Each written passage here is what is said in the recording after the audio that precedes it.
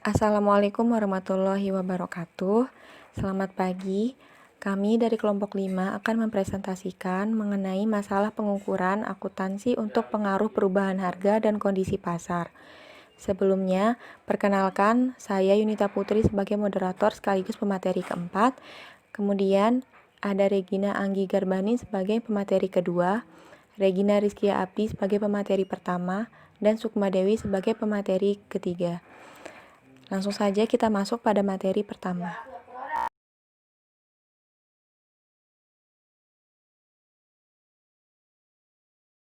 Materi pertama akan membahas tentang definisi pengukuran. Menurut kerangka konseptual IASB untuk pelaporan keuangan, pengukuran adalah proses untuk menentukan jumlah moneter di mana unsur-unsur laporan keuangan harus diakui dan dicatat dalam neraca dan laporan laba rugi. Ini melibatkan pemilihan dasar pengukuran tertentu. Pengukuran memungkinkan kita untuk mendistribusikan angka ke item yang muncul dalam laporan keuangan. Perlu kita ketahui, pengukuran merupakan salah satu fungsi dalam akuntansi yang penting dan krusial. Pengukuran yang tidak tepat dan tidak akurat akan memberikan informasi keuangan yang sesat. Jadi, ketelitian itu penting ketika kita melakukan pengukuran. Berikut ini adalah beberapa basis data pengukuran. Yang pertama adalah biaya historis, yang didasarkan pada harga yang dibayarkan di masa lalu atau nilai wajar dari imbalan yang dibayarkan dan mungkin tidak mencerminkan biaya saat ini. Yang kedua adalah biaya saat ini, yang didasarkan pada biaya yang mengganti item dengan item yang identik dari biaya penggantian dapat dianggap sebagai harga masuk, atau berdasarkan jumlah yang akan dibayarkan sekarang untuk menggantikan manfaat ekonomi masa depan yang diharapkan akan dihasilkan oleh barang tersebut. Yang ketiga adalah nilai yang dapat direalisasi. Contohnya, nilai wajar yang dapat dianggap sebagai contoh dari nilai keluar.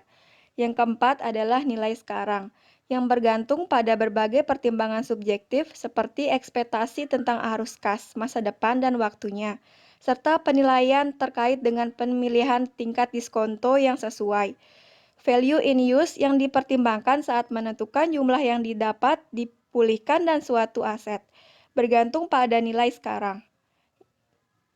Yang terakhir adalah nilai debt rival, yang mencerminkan kerugian yang akan terjadi jika organisasi kehilangan aset yang diukur. Itu akan ditentukan sebagai hal yang lebih rendah antara biaya pengganti aset dengan jumlah yang dipulihkan.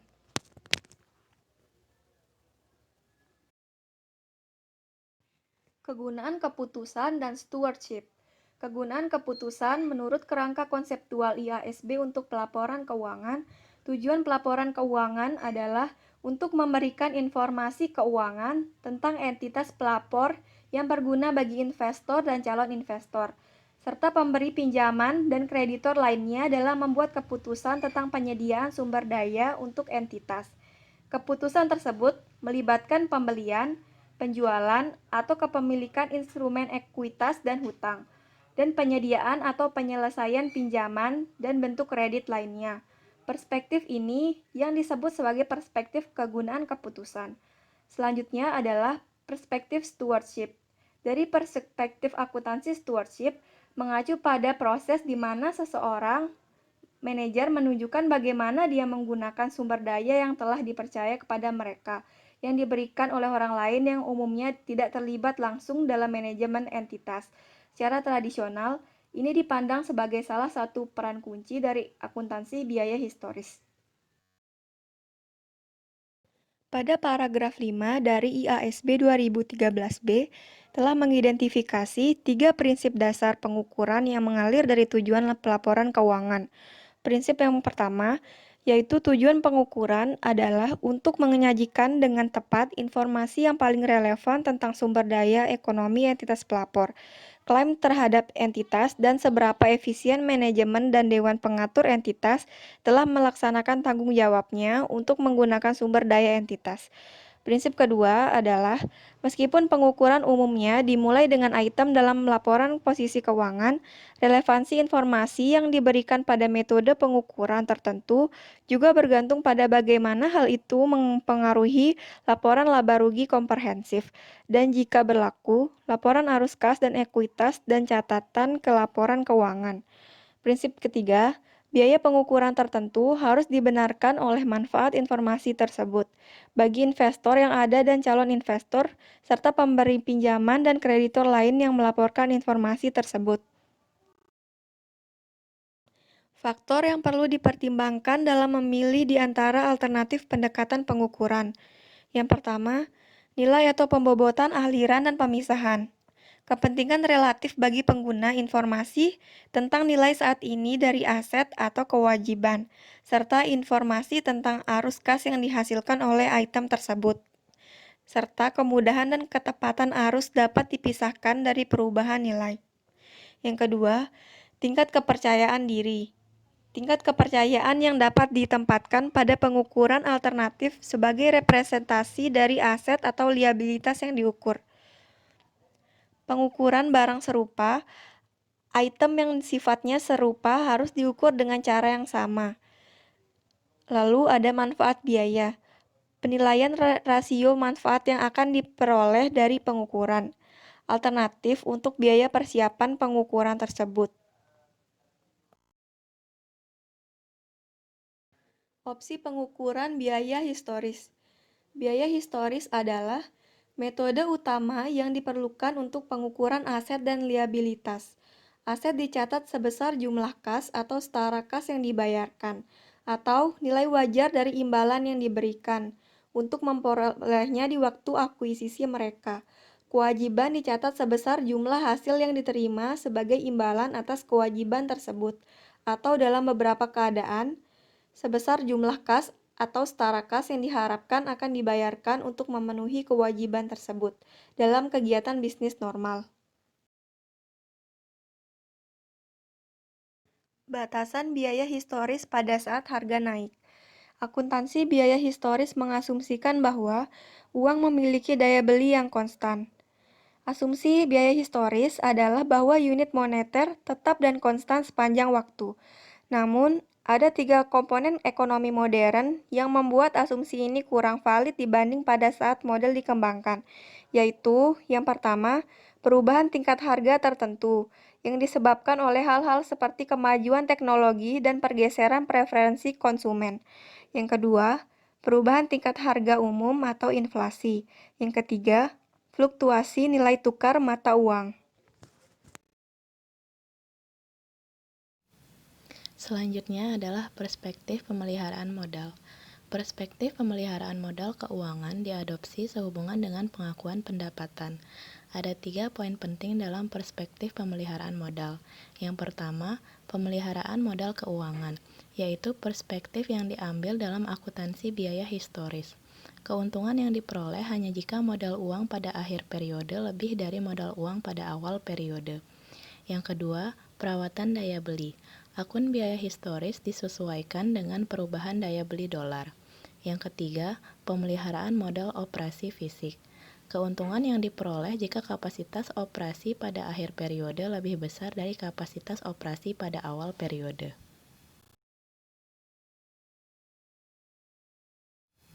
Alternatif metode penilaian aset yang telah dikembangkan untuk mengatasi masalah yang terkait dengan perubahan harga dan kondisi pasar ada 3, yaitu yang pertama, Current Purchasing Power Accounting, yang kedua Current Cost Accounting, yang ketiga adalah Continuously Contemporary Accounting.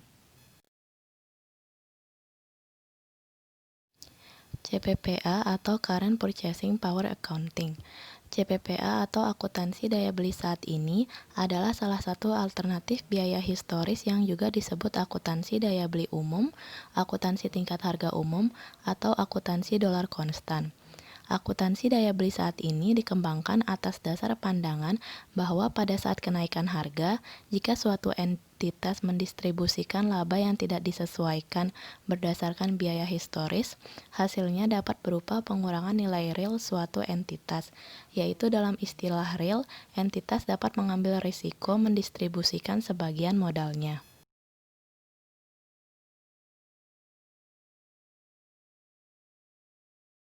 Menghitung indeks. Saat menerapkan penghitungan tingkat harga umum, indeks harga harus diterapkan. Indeks harga adalah rata-rata tertimbang dari harga barang dan jasa saat ini relatif terhadap harga rata-rata tertimbang di periode sebelumnya. Indeks harga sering disebut sebagai periode dasar.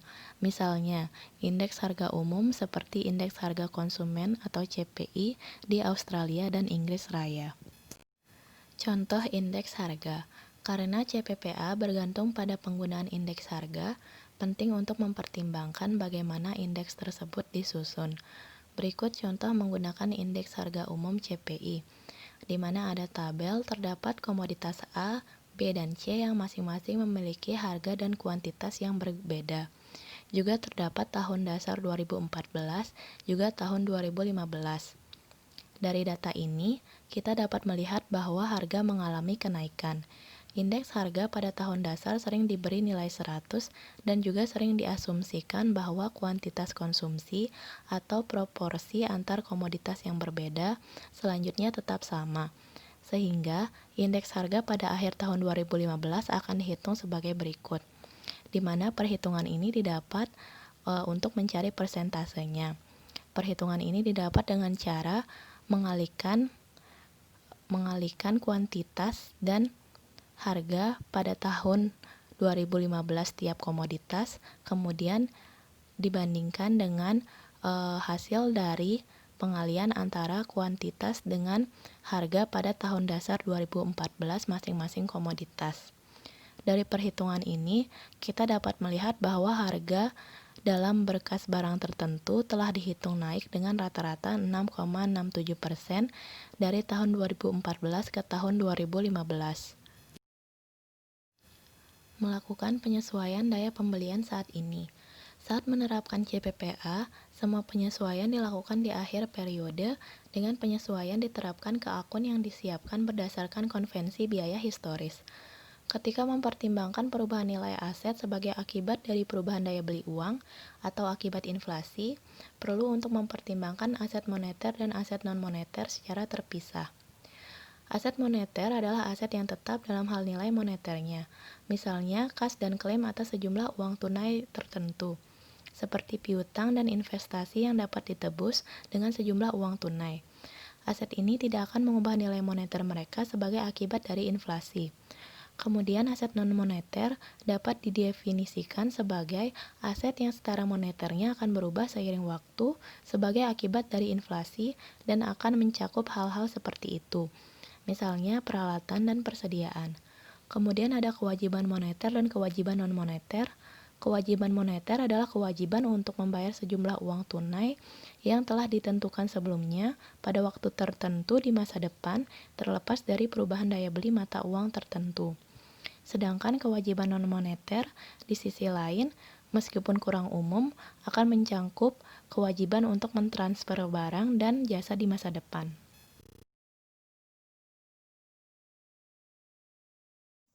Materi selanjutnya yaitu pada saat inflasi, pemegang aset moneter akan mengalami kerugian secara real sebagai akibat dari memegang aset moneter, karena aset tersebut akan memiliki daya beli yang lebih sedikit pada akhir periode dibandingkan dengan awal periode. Sebaliknya, pemegang kewajiban moneter akan mendapatkan keuntungan, mengingat jumlah yang harus mereka bayar kembali pada akhir periode akan bernilai lebih rendah daripada awal periode.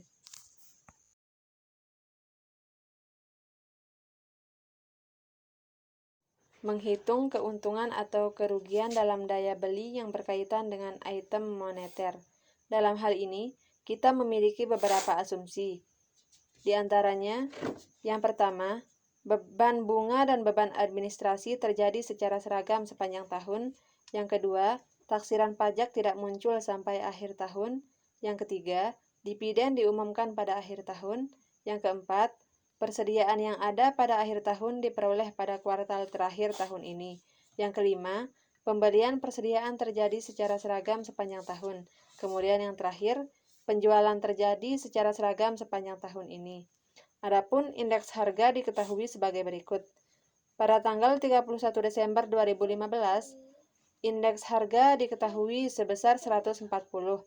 Rata-rata untuk tahun ini sebesar 135, rata-rata untuk kuartal pertama 132, rata-rata untuk kuartal kedua 135, rata-rata untuk kuartal ketiga 137, dan yang terakhir rata-rata untuk kuartal keempat yaitu sebesar 139. Adapun perhitungan keuntungan atau kerugian daya beli dapat kita lihat dalam tabel berikut. Di mana yang pertama, aset moneter bersih pada awal periode diketahui sebesar minus $10.000, yang kemudian disesuaikan dengan indeks sebesar 140/130, yang kemudian menghasilkan $10.769 minus. Kemudian, penjualan yang terjadi selama tahun 2015 adalah sebesar $200.000, yang kemudian disesuaikan dengan indeks sebesar 140/135, yang kemudian menghasilkan $207.407. Kemudian, pembelian barang yang terjadi yaitu sebesar $110.000, yang kemudian disesuaikan dengan indeks 140/135, yang kemudian menghasilkan $114.074. Kemudian, pembayaran bunga sebesar $1.000, yang kemudian disesuaikan dengan indeks 140/135, yang kemudian menghasilkan $1.037. Adapun pembayaran beban administratif sebesar $9.000, yang juga disesuaikan dengan indeks 140/135, yang menghasilkan $1.333. $9.333. Kemudian beban pajak sebesar $26.000, yang disesuaikan dengan indeks 140/140, yang kemudian menghasilkan $26.000. Kemudian dividen yaitu sebesar $15.000, yang disesuaikan dengan indeks 140/140, yang kemudian menghasilkan $15.000. Sehingga aset moneter bersih pada akhir tahun 2015 yaitu sebelum disesuaikan sebesar $29.000, kemudian disesuaikan dengan indeks 140/140, yang kemudian menghasilkan $31.194.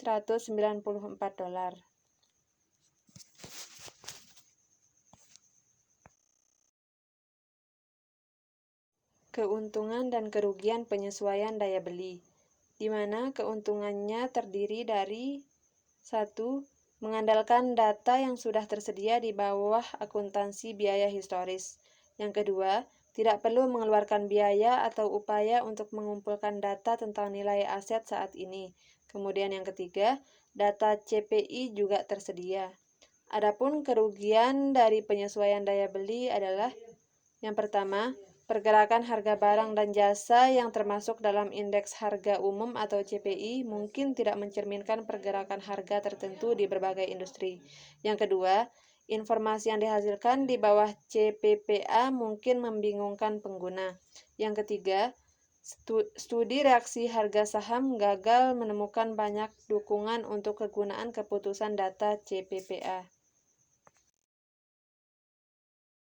CCA atau Current Cost Accounting. Yang selanjutnya mungkin kita akan lebih banyak menyebutnya CCA. Adapun alternatif lain untuk biaya historis yang diusulkan adalah CCA. CCA didasarkan pada penilaian aktual, bukan biaya historis yang disesuaikan. CCA membedakan antara keuntungan dari perdagangan dan keuntungan yang dihasilkan dari memegang aset. Holding gain dapat direalisasikan atau tidak direalisasikan. Perspektif pendapatan yang diadopsi akan menentukan apakah menahan keuntungan atau kerugian diperlukan sebagai pendapatan. Perlakuan menahan keuntungan atau kerugian dalam alternatif pendekatan pemeliharaan modal. Dalam hal ini, terdapat dua perspektif. Perspektif pertama yaitu perspektif pemeliharaan modal keuangan, di mana memegang keuntungan atau kerugian dapat diperlakukan sebagai pendapatan. Yang kedua, perspektif pemeliharaan modal fisik, di mana menahan keuntungan atau kerugian dapat diperlakukan sebagai penyesuaian modal.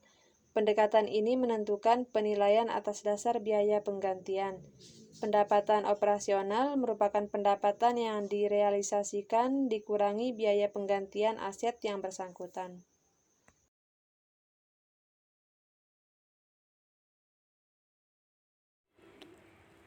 Selanjutnya, keuntungan dan kritik terhadap CCA.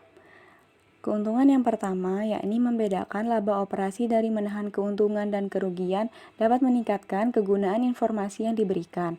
Yang kedua, perbandingan yang lebih baik dari kinerja berbagai entitas. Adapun kritik terhadap CCA, yang pertama, biaya penggantian aset mungkin tidak sama untuk semua perusahaan.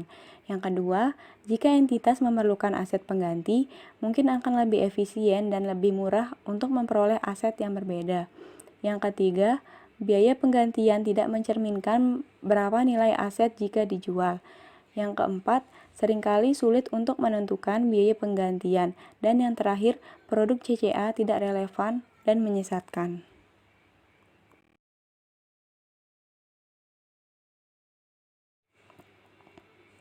Akuntansi harga keluar atau KOKOA. Alternatif lain untuk akuntansi biaya historis adalah KOKOA atau Continuously Contemporary Accounting. KOKOA diusulkan oleh Chambers serta orang lain. KOKOA didasarkan pada penilaian aset pada harga jual bersih atau harga keluar pada tanggal pelaporan atas dasar atau penjualan teratur. Chambers berpendapat bahwa informasi utama untuk pengambilan keputusan berkaitan dengan kapasitas untuk beradaptasi. Adapun dalam neraca atau laporan posisi keuangan dianggap sebagai laporan keuangan utama di mana neraca menunjukkan harga jual bersih dari aset, entitas, dan keuntungan secara langsung yang berkaitan dengan perubahan modal adaptif yang tercermin dari total nilai keluar aset.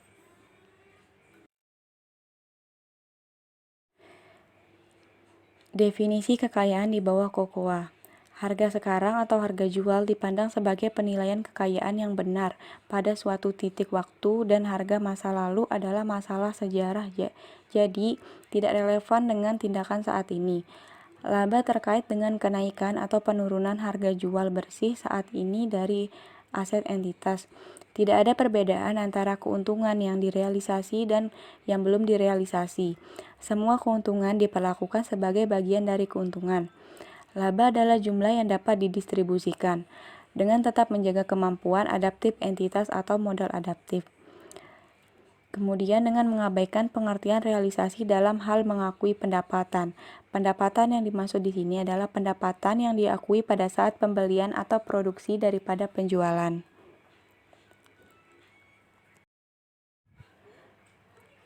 Keuntungan dan kritik terhadap KOKOA.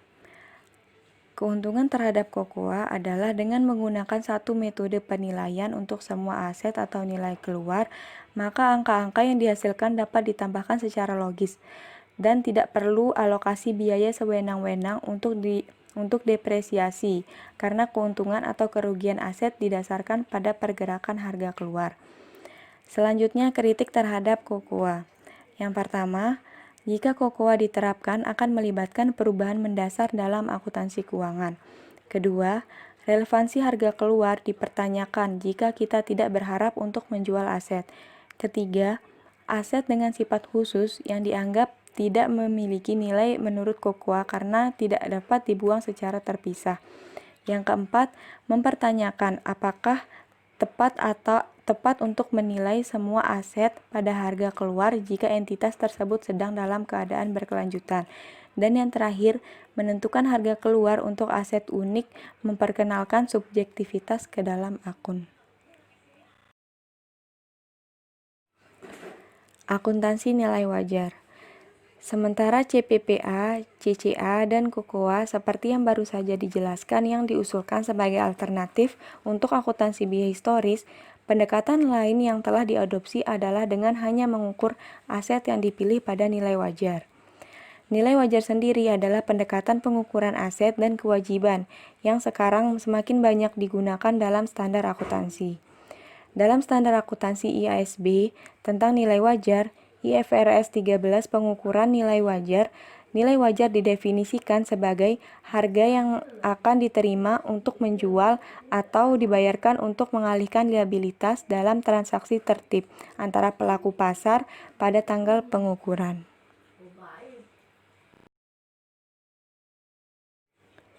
Nilai wajar versus biaya historis. Dalam membandingkan nilai wajar dengan biaya historis, nilai wajar biasanya dianggap lebih relevan bagi pengguna laporan keuangan yang bertujuan umum. Namun, itu adalah dasar pengukuran yang lebih subjektif jika sebuah pasar aktif tidak ada untuk satu item. Jika model penilaian diterapkan,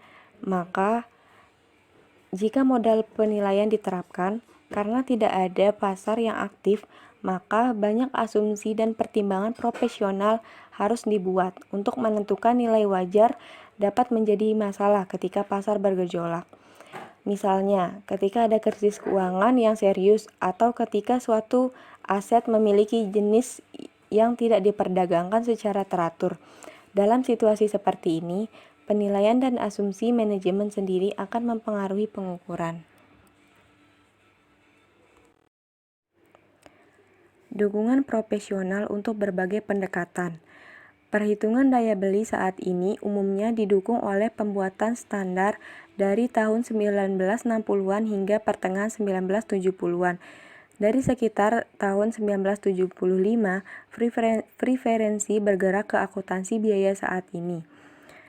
Pada akhir tahun 1970-an dan awal tahun 1980-an, pembuat standar mengeluarkan rekomendasi yang mendukung campuran CPPA dan CCA.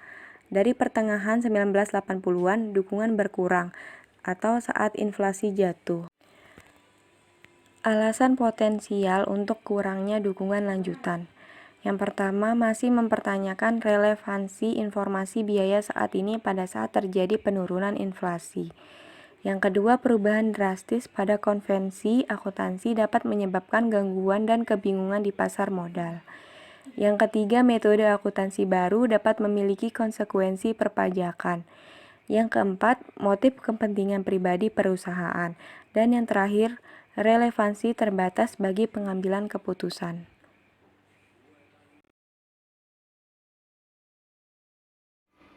Demikian materi yang dapat kami sampaikan. Sebelum menutup sesi presentasi ini, izinkan kami untuk memberikan satu quote. This is a quote, words full of wisdom that someone important said and can make the reader get inspired. Demikian presentasi kami. Kurang lebihnya kami mohon maaf. Untuk selanjutnya kita masuk ke forum yang sudah disediakan. Terima kasih. Wassalamualaikum warahmatullahi wabarakatuh. Selamat pagi.